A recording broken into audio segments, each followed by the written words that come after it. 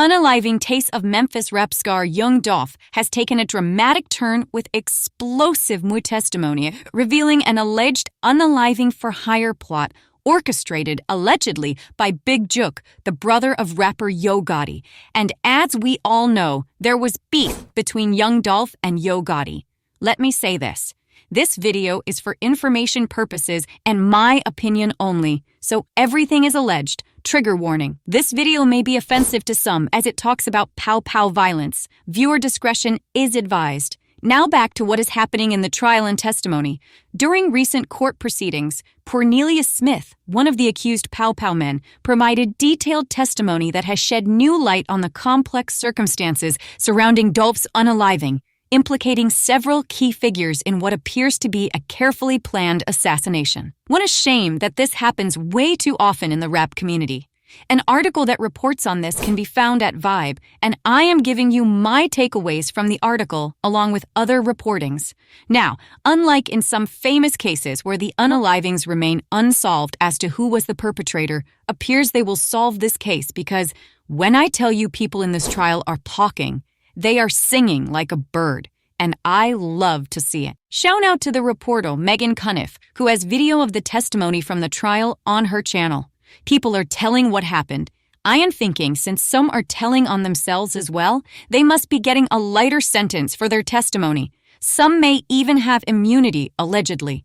Smith's testimony began by establishing his connection to Hernandez Govin, whom he identified as the crucial middleman in the unaliving scheme.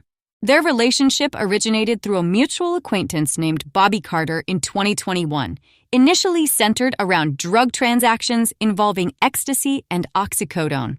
However, this business relationship soon evolved into something far more sinister when Govin allegedly revealed the existence of bounties on various Memphis rap figures, with young Dolph carrying the highest price tag of $100,000. I looked through some of the comments on the video of the trial, and it seems like the perpetrator did not get paid near this amount for doing this. The most explosive element of Smith's testimony was his direct accusation that Big Juke, an executive at Cinematic Music Group and brother of Yo Gotti, had ordered the hit. And not sadly, Big Juke is also no longer with us anymore. This revelation adds a new dimension to the long-standing rivalry between Yo Gotti's camp and young Dolph's Paper Route Empire label. Smith provided disturbing details about the methodical planning that went into the unaliving plot. On the video of the trial, he is telling it all. He and his co-conspirator, Justin Johnson, known in the rap scene as Straight Drop, had considered multiple opportunities to carry out the hit, including Dolph's annual Thanksgiving turkey giveaway. Smith admitted to having limited knowledge of Paper Route Empire's operations, stating, "I don't know nothing about what Paper Route do, but was familiar with Dolph's music." Reportedly, the day of the unaliving began with a crucial tip about Dolph's location, leading to a calculated pursuit. Smith recounted the anticipation leading up to the attack, telling the court about conversations with his co-conspirator. "Anything could shake right now. We going to get somebody. Tomorrow is our day. We going to strike somebody. We going to get lucky tomorrow." This premeditation demonstrates the calculated nature of the attack. The aftermath of the pow-powing was chaotic, with both Smith and Johnson sustaining injuries during the attack. Smith was wounded in both his arm and leg, while Johnson was also hit. So it appears either there was someone with young Dolph that was able to fire back and these two preparators were injured. This made their escape from the scene desperate and disorganized, with Smith testifying, "Once we left the cookie shop, I was telling Justin I was hit. I was hit too." They managed to flee in a Mercedes-Benz before switching to a suburban truck near Govin's residence. Perhaps one of the most damning pieces of testimony concerned the immediate aftermath of the pow-powing. Smith described how Johnson FaceTimed Big Juke following the attack, but was told that Juke would get with us when he was done with his kids. As we all know, Big Juke is Yo Gotti's brother, who is no longer with us. Smith also testified about the payment structure, stating that any compensation would have had to come through either Govin or Johnson, suggesting a carefully structured chain of command in the alleged unaliving for hire scheme. The case has seen significant development since the initial investigation. Justin Johnson has already been convicted for his role in the unaliving. receiving a life sentence plus 50 years. In a tragic twist, Big Jook himself was unalived in Memphis in January 2024. Though he had been suspected of involvement in Dolph's unaliving prior to his own passing, this series of events has created a complex web of violence and retribution that continues to impact the Memphis hip-hop community. Just a shame that two successful cants could not just coexist and both be successful in the same city.